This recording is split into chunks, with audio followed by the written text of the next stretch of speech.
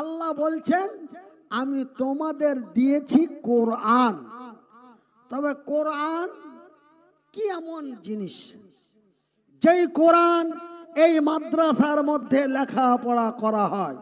এই কোরআন এমন একটি কোরআন, এই কিতাব এমন একটি কিতাব, যেই কিতাবকে, যেই কোরআনকে পড়লে শুনলে বুঝতে পারলে সেই একজন মানবতা জ্ঞান অর্জন করবে। এই কোরআন এমন একটি কোরআন, এই কোরআনের বাংলা নাম কি? এ তো সব মেয়ে মানুষ। আমি পুরুষ মানুষের মধ্যে বক্তব্য রাখলে আমি এক একটা কথা জিজ্ঞাসা করি, কিন্তু এই মা বোনদের সামনে জিজ্ঞাসা করে আমার কোনো লাভ নাই। কেন? তারা জোর গলাতে আমাকে তার উত্তরটা দিতে পারবে না। তাই আমি আজকে আমার মা বোনদের কাছে প্রশ্ন রাখলাম, কোরআন হচ্ছে আরবি ভাষা, তো কোরআন, এই কোরআনের নাম কি? তো আমি যখন পুরুষের মধ্যে বক্তব্য রাখি তখন বলি যে ভাই কোরআনের বাংলা নাম কি? তো কেউ বলে আল কোরআন, কেউ বলে কোরআন মাজিদ, কেউ বলে কোরআন শরীফ। মানে এক একজন এক একটা বলতে থাকে। যে হাজার হাজার মানুষের সামনে আমি যদি বলে দিতে পারি তবে আমার একটা নাম হয়ে যাবে, এই লেগে তখন এক একজন এক এক রকম বলতে লাগে। কেউ বলে কোরআন মাজিদ, কেউ বলে কোরআন শরীফ, কেউ বলে আল কোরআন।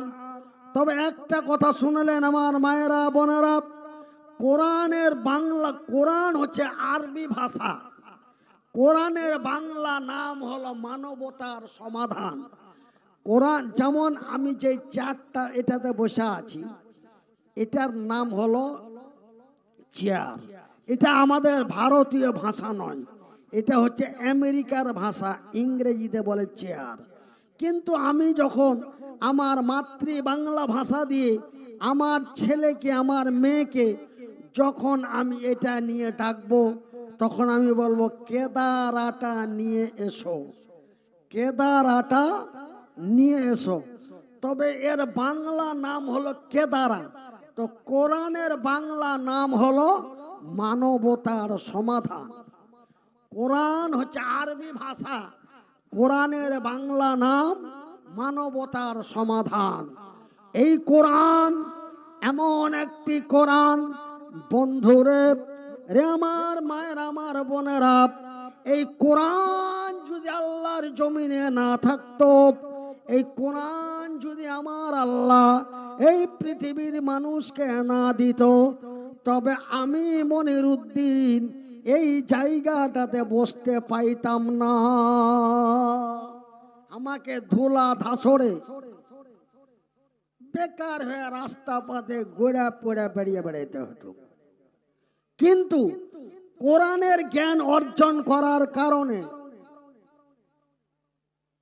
লেখাপড়া শিক্ষা অর্জন করার কারণে আজকে এই জায়গাটাতে বসতে পেয়েছি।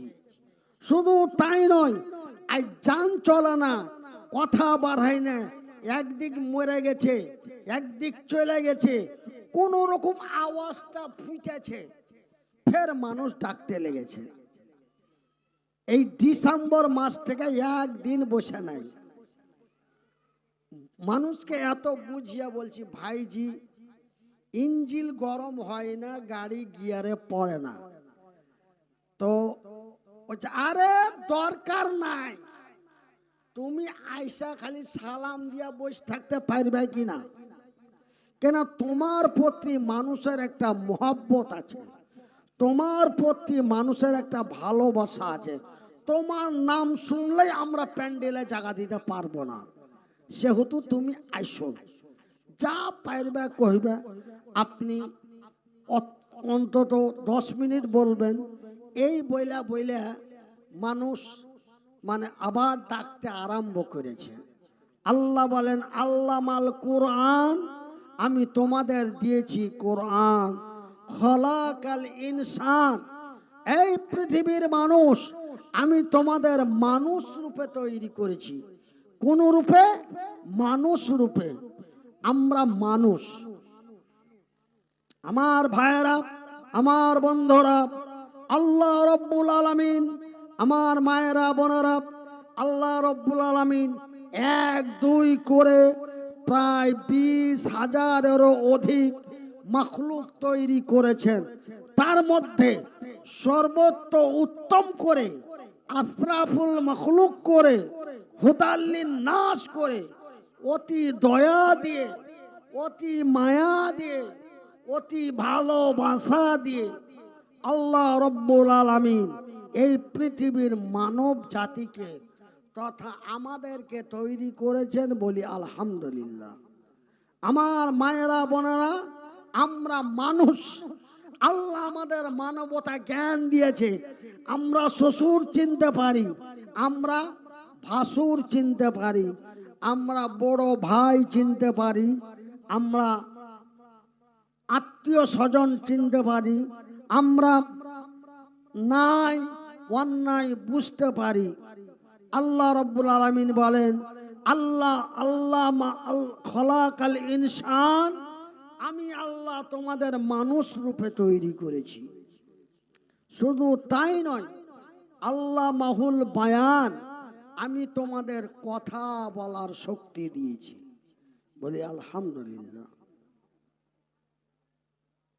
তো আমি আল্লাহ তোমাদের কথা বলার শক্তি দিয়েছি। ভাইজান বন্ধুরা আমার মায়ের, আমার বোনেরা, শুনে যাও রাতের বেলা। আল্লাহ বলেন, আল্লাহ মাহুল বায়ান, আমি আল্লাহ তোমাদের কথা বলার শক্তি দিয়েছি। মহান রব্বুল আলামিন 1-2 করে 18-20 হাজার মাখলুকের মধ্যে কোন মাখলুককে আমার আল্লাহ কথা বলার শক্তি দেয়নি, কিন্তু পৃথিবীর মানুষকে কথা বলার শক্তি দিয়েছে। আমার মায়েরা বোনেরা, 1-2 করে 2 বছর কথা বলতে পারলাম না, আপনাদের সাথে আমার দেখা হইল না। 1-2 করে 2 বছর কথা বলতে পারলাম না, শুধু মানুষের দিকে তাকাই আর কান্দি। এই যে হ্যাঁ, রুহুল মামুকে দেখলে আগা দিকে সবকে বসতে কহছিল। এই রুহুল মামুর সাথে আমার একদিন দোকলা ঘাটে দেখা। ও হাকার বাকার করে আমাকে সালাম দিছে, তো আমি ওয়ালাইকুম সালাম কি কহব, খালি কাইন্দা চলে যাচ্ছি। মানে ওয়ালাইকুম সালাম কহিতে পারি না, আল্লাহ জবান বন্ধ করে দিয়েছে। আমার কলিমুদ্দিন মামু, আমার নাসির ভাই, অনেকের সাথে রাস্তায় দেখা হয়েছিল, কথা বলতে পারিনি, শুধু চোখের পানি ছেড়ে কান্না করেছিলাম। 1-2 করে 2 বছর কথা বলতে পারলাম না, আপনাদের সাথে আমার দেখা হলো না। এই 1 বছর থেকে কথা ফুটেছে, ফের আপনার সাথে দেখা হতে আরম্ভ হয়েছে। বলি আলহামদুলিল্লাহ। তবে কথা বলার কি মূল্য মা, কথা বলার কি মূল্য। আল্লাহ মুখে কথা বলতে শক্তি দিয়েছে, তার লেগে যা মন তা কইও না। এটা আমি আপনাকে ছেলে বা ভাই হিসাবে অনুরোধ করে যাচ্ছি। আজ আমার মায়ের মতো মায়েরা, আমার বোনের মতো বোনেরা, এরা ফেসবুকে আজে বাজে ভাষা করে ভিডিও করছে আর মোবাইলে ছেড়ে দিছে। আজে বাজে ভাষা কইছে। আর ওই আল্লাহ রব্বুল আলামিন তোমাকে মুখ দিয়েছে কথা বলার জন্য, তুমি কথা বলতে পারো, তার জন্য যা ইচ্ছা তাই বলে দিবা। আমার ভাইয়েরা, এই আসামের দরং ডিস্ট্রিক্টের একটা বেটি ছেলে আফিয়া বেগম, এত বাজে মেয়ে, এত মুখের বেফাস করে অকাত্য নোংরা ভাষায় কথা বলে ভিডিও করে, আর একদম বাজে বাজে ভাষায়। এই সব ভাষা মা বোনদের সামনে বলা সম্ভব নয়, আর বলতে চাই না। আল্লাহ রব্বুল আলামিন ওই সব নারীগুলোকে হেদায়েত করুক, বলি আমিন। আমার মায়েরা বলতো ছোটবেলায় যে হাত রেখা মায়ের আর মুখ রেখা গায়ের। আল্লাহ কথা বলার শক্তি দিয়েছে, তার লেগে যা খুশি তাই কয়ে দিবে, এটা নয়। আমার বয়স যখন 8-9 বছর ছিল, তখন একদিন আর মার সুতে নানির ঘে বাড়ি এসছি। আর নানি রেখে, আমার নানির বাড়ি আমার মামা রাখে আপনারা অনেকেই চিনেন। আমি মাওলানা আব্দুল মজিদ সাহেবের লাতি আর মাওলানা আব্দুল মাতিনের ভাগনা।